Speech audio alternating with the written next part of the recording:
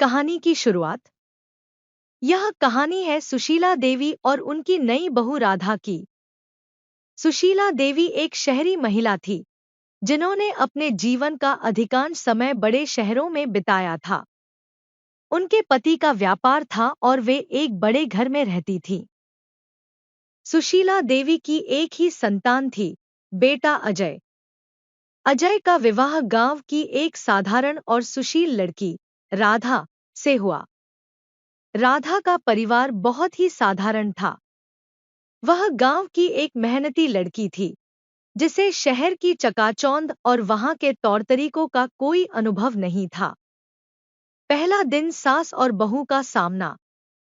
शादी के बाद जब राधा पहली बार शहर आई तो उसने अपने गांव की साड़ी, चूड़ियां और हल्दी की सोंधी महक के साथ सुशीला देवी के घर में कदम रखा। सुशीला देवी ने जब अपनी बहू को देखा तो वे थोड़ी निराश हो गईं। उन्होंने मन में सोचा, यह तो पूरी तरह से गांव की लड़की है।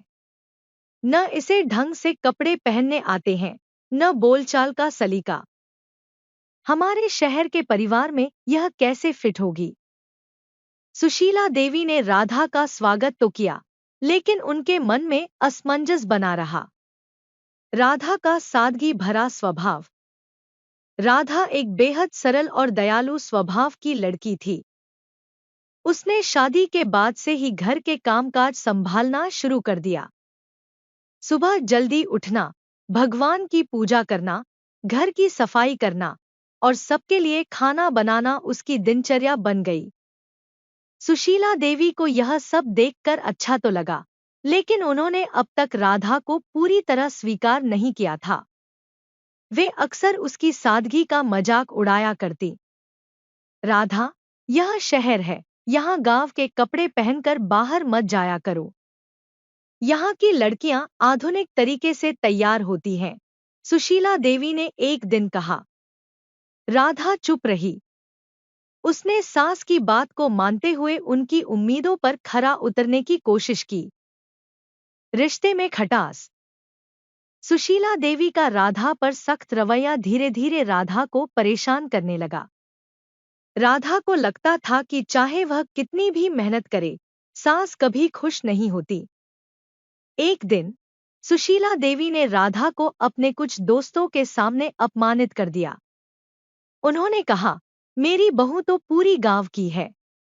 इसे न ढंग से बात करनी आती है और न ही लोगों के बीच रहना। राधा की आंखों में आंसू आ गए, लेकिन उसने कुछ नहीं कहा। सामाजिक उत्सव और सच्चाई का सामना। कुछ दिनों बाद घर में एक पूजा रखी गई।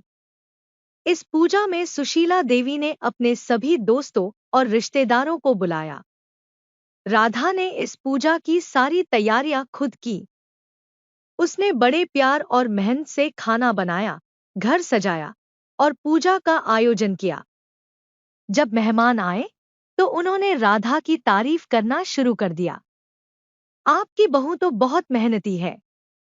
यह तो असली लक्ष्मी है, एक रिश्तेदार ने कहा। इतनी सादगी और सेवा भावना आजकल की लड़कियों में कहाँ देखने को मिलती है, एक और रिश्तेदार ने जोड़ा। यह सुनकर सुशीला देवी थोड़ी हैरान हुई। उन्होंने पहली बार राधा की सच्ची खूबियों को महसूस किया। सास का हृदय परिवर्तन। कुछ दिनों बाद सुशीला देवी को बुखार हो गया।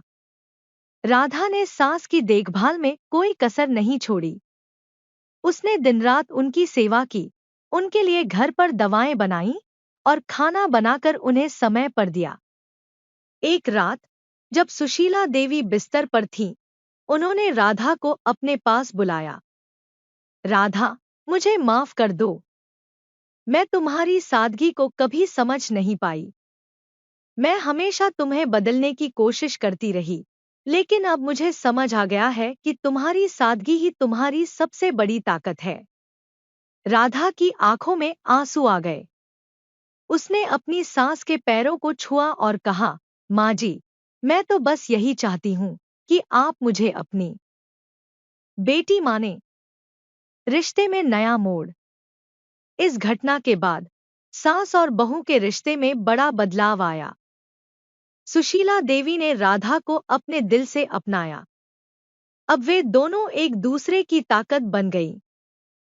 सुशीला देवी ने राधा को शहर के तौर तरीके सिखाए और राधा ने सास को गांव की सादगी और जीवन का असली आनंद समझाया।